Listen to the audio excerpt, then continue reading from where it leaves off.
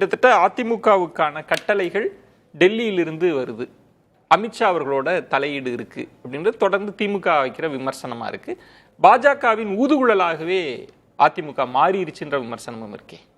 இல்ல, ஆளுகின்ற கட்சியின் பிரதிநிதியான கனிமொழி எம்பி அவர்கள் பேசுவதற்கு எத்தனையோ பிரச்சனைகள் தமிழ்நாட்டில் இருக்கு சார். ஆனா நாங்க கூட்டணி அமைச்ச பிறகு தொடர்ந்து திமுகவும் சரி அதன கூட்டணி கட்சிகளும் சரி தொடர்ந்து அவங்க கிட்ட இருக்க ஒரே ஒரு ஸ்ட்ராட்டஜி இதுதான் சார். என்ன ஸ்ட்ராட்டஜி தெரியுமா? ஒன்றியம், ஆளுநர், அமித்ஷா. என்ன சார், அதிமுகன்ற ஒரு தனி கட்சி, பெரிய கட்சி, 32 வருடம் ஆண்ட கட்சி. எங்களை யார் என்ன பண்ண முடியும்? 21 அமித்ஷா வந்த போது என்ன சொன்னாங்க? 60 கொடுத்துட போறாங்க, 70 கொடுத்துட போறாங்க. எவ்வளவு கொடுத்தோம்? 20 கொடுத்தோம். எந்த காலத்திலுமே மிரட்டலுக்கு அடிபணிஞ்சு 63 கொடுத்த காலங்களே கிடையாது. அடுத்து இன்னொரு விஷயம் அவங்க சொல்றாங்க, தமிழ்நாட்டுக்கு துரோகம் இழைத்த பிஜேபியோட கூட்டணின்றாங்க. தமிழ்நாட்டுக்கு துரோகம் இழைத்தது யார் சார்? இன்னைக்கு மாநில பிரச்சனைகள், எத்தனை பிரச்சனைகளுக்கு காரணமா இருந்தது காங்கிரஸ். அது கச்சத்தீவோ, இன்னைக்கு மீனவர்கள் பிரச்சனை பத்தி பேசுறாங்க, மீனவர்கள் உரிமையை மீட்டெடுப்புன்னு பேசுறாங்க. ரெண்டு தேசிய கட்சின்றது தானே உங்க நிலைப்பாடு? இல்ல சார், 74 76 என்ன சார், யாரால சார் முதல்ல கொடுக்கப்பட்டது கச்சத்தீவு? முல்லை பெரியார் பிரச்சனைக்கு நீங்க இன்னைக்கு 20 வருஷத்துக்கு மேல அவங்க கூட்டணி. பாயிண்டடா இந்த தலைப்புல அமித்ஷா அவர்களோட தலையீடு இருக்கு, அதிமுகக்குள்ள தலையீடு இருக்கு, அவங்க தான் அதிமுகவை ஆபரேட் பண்றாங்கன்ற எப்படி இருக்கு? இன்னைக்கு ஒரு தலைமை எங்களுக்கு வேணான்றதையும் எடப்பாடியார் தான் முடிவு பண்றாரு. ஒரு விஷயம் நுணுக்கமா பாருங்க, வேணா கூட்டணி வேணான்றதையும் எடப்பாடியார் தான் முடிவு பண்றாரு, கூட்டணி வேணும்ன்றதையும் எடப்பாடியார் தான். அப்ப யாருடைய இதுல கட்டுப்பாட்டுல இயங்கிட்டு இருக்கு?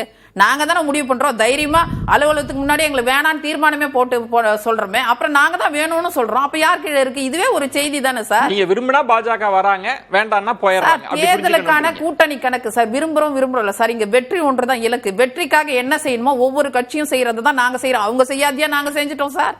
அவங்க எத்தனை செஞ்சிருக்காங்க அதை சொல்றேன். இன்னைக்கு 25 வருஷத்துக்கு மேல ஒன்னா இருக்கிறாங்க. இந்த தமிழ்நாட்டுக்கு எத்தனை துரோகம் இழுத்தவர்கள் காங்கிரஸ் திமுக கூட்டணி. அவங்களை விடவா மோசம்? ஒரு கூட்டணிக்குள்ள இருக்க ஒருத்தரையே கைது பண்ணி 6 மாசம் உள்ள வைக்கிறாங்க. வாரம் ஒரு தடவை விமானம் ஏறி போனீங்க, எதுக்கு போனீங்க? மீனவர் பிரச்சனைக்கு போனீங்களா? கச்சத்தீவுக்கு போனீங்களா? காவேரிக்கு போனீங்களா? முல்லை பெரியார் பிரச்சனைக்கு போனீங்களா? எதுக்காக போனீங்க? மகனுக்கு வேணும், மருமகனுக்கு வேணும் மந்திரி பதவி. அந்த மந்திரி பதவி வச்சு 6 மினிஸ்டர்ஸ் இருந்தாங்க மந்திரி சபையில. இந்த தமிழ்நாட்டுக்கு என்ன வாங்கி அந்த அளவுக்கு எல்லாம் துரோகமா நாங்க பண்ணோம்? நாங்க எந்த மந்திரி சபையும் இல்ல. பிஜேபியா இருந்தாலும் மந்திரி சபை இருக்கணும், காங்கிரஸா இருந்தாலும் மந்திரி சபை இருக்கணும். ஆனா பாஜகவோட தலையீடே அதிமுகக்குள்ள இல்லன்னு சொல்றேன். இப்ப இதுதான் செய்தி சார். இதற்கு முன்பு நீங்க கடந்த இபிஎஸ் அவங்க வந்து ஆட்சி புரிந்த போது எல்லாருமே வந்து இது பாஜக தயவுல தான் இந்த ஆட்சி இருக்கு அப்படின்னப்ப உங்களை போன்ற பலருமே என்ன சொன்னீங்கன்னா, எங்கள்கிட்ட சட்டமன்ற உறுப்பினர்களோட எண்ணிக்கை இருக்குங்க, இதுக்கும் பாஜகவுக்கும் என்ன விவாத மேடையில நீங்க தான் நன்றி தெரிவிக்கிறீங்க, எங்க ஆட்சியை காப்பாத்துனது நீங்க தான். அதாவது நிர்வாகத்தின் ரீதியா கேட்கப்பட்ட 11 மருத்துவக் கல்லூரி மற்ற விஷயங்களுக்காக அது சொன்ன விஷயமே தவிர அவங்க தயவுன்றது அந்த மாதிரி விஷயம் கிடையாது. ஆட்சியை காப்பாற்றுனாங்க. 2 விஷயங்களை நாங்க இந்த சபையில விவாதிச்சோம். இதே அரங்குல என்ன விவாதிச்சீங்க?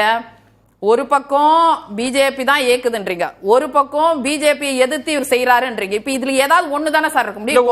நீங்க பிஜேபி எதிர்த்து செய்யுங்க. ஓபிஎஸ் வந்து ஆட்டி வச்சவங்க பிஜேபி நீங்க ஒரு பக்கம் நீங்க சொன்னீங்க, ஒரு பக்கம் எடப்பாடியெல்லாம் ஆட்டி வைக்கிறோம். அப்புறம் எப்படி அது ஒருத்தரை நாங்க கட்சி விட்டு நீக்கிட்டோம், அப்ப பிஜேபினால எங்கனால எதுவும் அவங்கனால எதுவும் செய்ய முடியலன்றதானே செய்தி. இது ஏதாவது ஒண்ணு தானே சார் உண்மையா இருக்கணும். ஒரே நேரத்துல 2 ஸ்ட்ராட்டஜி 2 ஸ்டாண்ட் எடுத்தா எப்படி அது? இப்ப யாருக்கு அவங்க இருப்பாங்க? நான் என்ன சொல்றேன், இப்ப எல்லாரையும் நாங்க தான் நீக்கிறோம், சஸ்பெண்ட் பண்றோம், எல்லாமே நாங்க தான் பண்ணிட்டு இருக்கோம். 18 எம்எல்ஏக்களை சஸ்பெண்ட் பண்ணோம். ஓபிஎஸ் அவர்களை தர்ம யுத்தம் பண்ணும்போது எதிர்த்து நீக்கிறோம் எல்லாரையும் கட்சி விட்டு. அப்ப தனித்தன்மையோட இயங்குறோம். அப்புறம் அவங்க தயவு எப்படி எங்களுக்கு வரும்? எங்க தயவு எங்க எம்எல்ஏக்கள் எங்க கட்சி எடுத்த முடிவுல தான் நாங்க இயங்கணும். நாங்க தான் ஓபிஎஸ் திரும்ப இணைஞ்சதுலயும் பாஜக ரோல் இல்ல சார். இதுல வந்து நாங்க சேர்த்துக்கிட்டா தானே சார் முதல்ல அவங்க ரோல் இருக்கோ இல்லையோ நாங்க முடிவு எடுக்கணும்ல. முடிவு எடுக்கிற இடத்துல முடிவு நாங்க தானே சார் எடுக்கணும். இணைக்கணுமா வேணாமான்றது இன்னொரு விஷயம் சார். அவங்க அலுவலகத்தை பத்தி பேசுறாங்க. இந்த அலுவலக விஷயத்தை பத்தி எல்லாம் அவங்க பேசவே கூடாது. ஏன்னா வைகோ அவர்கள் பிரிஞ்ச போது அந்த அலுவலகம் உடைக்கப்பட்ட போது கைப்பற்ற நேரத்துல நாங்க அவங்களுக்கு துணையா இருந்தோம். ஆனா எங்க அலுவலகம் உடைக்கும் போது வேடிக்கை பார்த்து மொத்தமா உடைச்ச பிறகுதான் வந்தாங்க இவங்க. போலீஸ்க்கு முதல் நாளே புகார் கொடுத்த பிறகு கூட அந்த மாதிரி ஆளுங்க கிடையாது. தனி மனித தாக்குதல்களோ இல்ல பிற கட்சிகளை அரசியல் பண்ண வேண்டிய அவசியம் இல்ல. இப்ப அலுவலகம் வந்து பூகோள ரீதியா எங்க இருக்குன்ற தன்மையில கனிமொழி அவங்க பேசல. யாரு ஆபரேட் பண்றாங்க, கட்டளைகள் எங்கிருந்து வருது, அததான் நான் சொல்றேன். எந்த கட்டளையும் யாரும் இயக்க முடியாது சார். நாங்க 63 45 கொடுத்து பழக்கம் கிடையாது. எங்களுக்கு மந்திரி சபையே வேணும் சொன்னதும் கிடையாது. நாங்க தனித்தன்மையோட இயங்குறோம், ஜனநாயக கட்சி. இங்க யாருக்கு என்ன வேணாலும் கிடைக்கும் சார். அடுத்து அவங்க பேச வேண்டிய விஷயங்கள் நிறைய தமிழ்நாட்டில் இருக்கு. அதை விடுத்து இன்னொரு கட்சி பேச வேண்டிய அவசியமும் கிடையாது.